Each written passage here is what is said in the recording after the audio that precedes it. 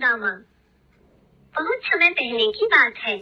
कृष्ण और सुदामा एक ही गुरु के आश्रम में पढ़ते थे। वे दोनों पक्के मित्र थे। समय बीतता गया।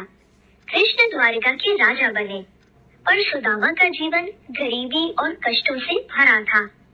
एक दिन सुदामा की पत्नी ने उनसे कहा, आप बहुत बार कह चुके हैं कि द्वारका के राजा श्री कृष्ण आपके मित्र हैं। आप उनके पास क्यों नहीं जाते? वे अवश्य आपकी सहायता करेंगे। सुदामा ने अपनी पत्नी की बात मान ली।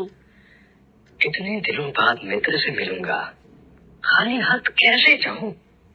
घर में तो कुछ है नहीं, क्या उपहार लेकर जाऊं? तब सुदामा की पत्नी पड़ोस से थोड़े चावल ले आई और उनकी पोटली बनाकर सुदामा को दे दी।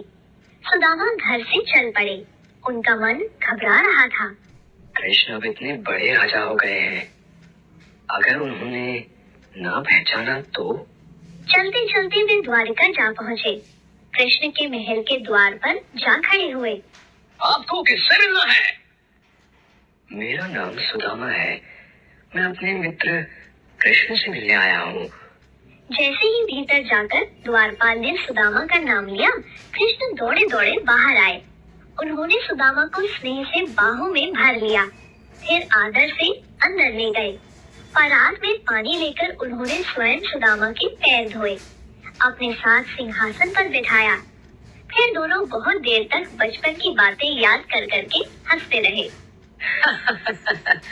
मित्र, भाभी ने मेरे लिए कुछ उपहार नहीं भेजा?